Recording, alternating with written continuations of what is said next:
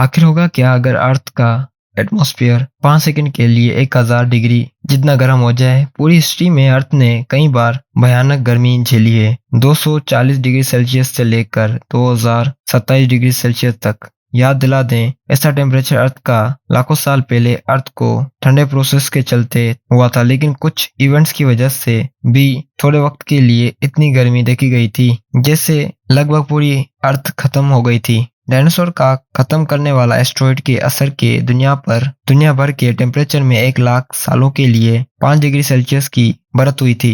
यह असर 1 अरब हिरोशिमा बम के फटने के बराबर था, और फिर भी जीवन बढ़ने में भी कामयाब रहा। तो कोई भी चीज इस गर्म टेम्परेचर में कैसे जिंदा बच पाई? जीवन इस भयानक एस्टेरॉयड के बाद भी बचा रहा क्यों?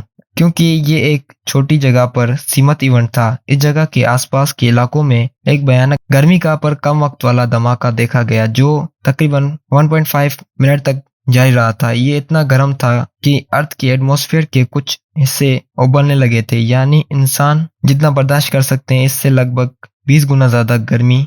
सिविलाइजेशन को पता चलता है कि ये गर्मी पूरी अर्थ पर एक जैसी नहीं थी। असर दूर वाले इलाकों में कम लेयर्स वाली गर्मी में थी जो 7.5 मिनट तक जारी रही। जो बात सबसे ज्यादा हैरान करने वाली है वो ये है कि रिसर्च ने पाया है कि असर के सबसे करीबी इलाकों में आग नहीं लगी थी, बल्कि वो धमाके दूर वाले इलाके थे जहां आग की लपटें उठ रही थी। हालांकि ये इलाके असर वाली जगह जितने गर्म नहीं थे, पर ये गर्मी इतनी समय तक रही थी कि पौधों में आग लग सके, जिसकी वजह से जंगलों में आग लगी। पर क्या हो अगर पूरे एटमॉस्फेयर में गर्मी बढ़ जाए? क्या सिर्फ 5 सेकंड की गर्मी हमें खत्म करने के लिए काफी होगी? हमें सिर्फ 5 सेकंड की फिक्र करने की जरूरत नहीं होगी। फिक्र तो इसके बाद की करनी है। जो चीज सबसे पहले आग पकड़ेगी वो है ट्री, जिससे पूरी दुनिया के जंगलों में आग फैल जाएगी। अगर आप एक लकड़ी की केबिन में रहते हैं तो आपको शायद घर बदलना होगा। दुनिया के जंगलों में से आग फैलने पर सेफ जगहों में नहीं जा सकेंगे, बशर्ते वो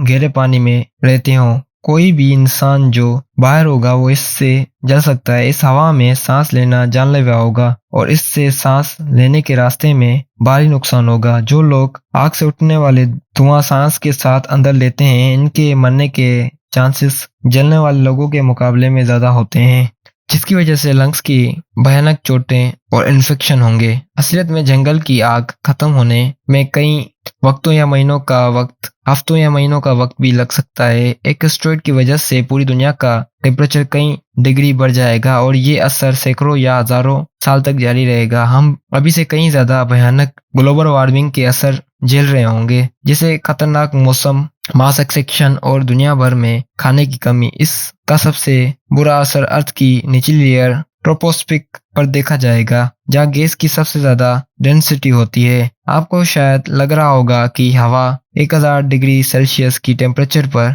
आग पकड़ लेगी, लेकिन ये होने के लिए हमें फ्यूल की सोर्स और एक एक्सोडाइजर की नीड होगी। एटमॉस्फेयर में ऑक्सीजन एक एक्सोडाइजर होती है, लेकिन इसके पास रिएक्ट करने के लिए कोई फ्यूल नहीं है। साथ ही हमारे एटमॉस्फेयर का 78% नाइट्रोजन से बना है। इस गैसेस की रिएक्टिविटी बहुत ही कम होती है और इनमें आग नहीं लग सकती। तो ऊपर थर्मोस्फेयर का क्या होगा, जहाँ नाइट्रोजन कम होती है? अगर हमारे पास फ्यूल और ऑक्सीजन गैसर का सही मिक्स होता है तो भी इतनी ऊंचाई में ऑक्सीजन की डेंसिटी इतनी कम होती है कि गैसेस की पार्टिकल्स आपस में इतना नहीं टकराते जितना ये सरफेस के पास टकराते हैं। हालांकि अर्थ के एटमॉस्फेयर में इतने भयानक टेम्परेचर नहीं होता, लेकिन 89 WSP जैसे दूसरे एक्सोप्लैनेट की सरफेस का टेम्परेचर 3200 डिग्री सेल्सियस तक पहुंच जाता है। ऐसा इसलिए क्योंकि ये अपने बड़े तारे के चक्कर इतने करीब से लगाते हैं कि ये इसकी